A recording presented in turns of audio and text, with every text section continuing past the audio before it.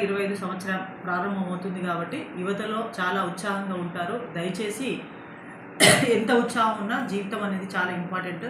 మీరు ప్రతి సంవత్సరం ఇయర్ మారుతూనే ఉంటుంది, అది మామూలే.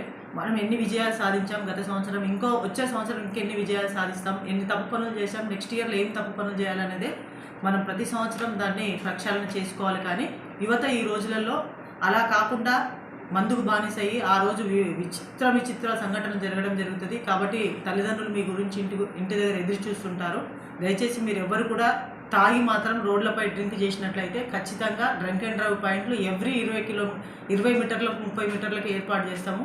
డ్రంక్ అండ్ డ్రైవ్లో దొరికిన వారికి ఖచ్చితంగా కోర్టు ముందు హాజరుపరిచి ఖచ్చితంగా ఫైన్ కాకుండా శిక్ష పడేటట్టు చూస్తాం. కాబట్టి మీరు ఒక్కసారి శిక్ష పడినట్లయితే ఏ ఎగ్జామ్స్ కూడా ఎలిజిబుల్ గారు.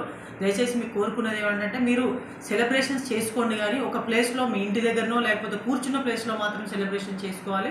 మీరు సెలబ్రేషన్ అయిన తర్వాత రోడ్డుపై తాగి వచ్చినట్లయితే, రోడ్డుపై అల్లరి జరిగినట్లయితే ఖచ్చితంగా కేసులు నమోదు చేయబడతాయి.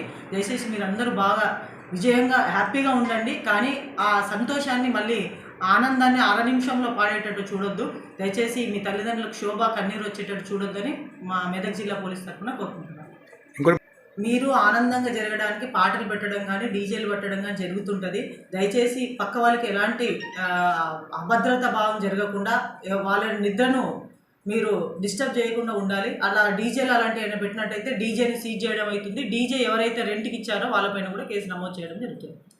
Hi everybody, this is Kiriti Damaraju. Like, share and subscribe to Saira TV. Oh, Saira!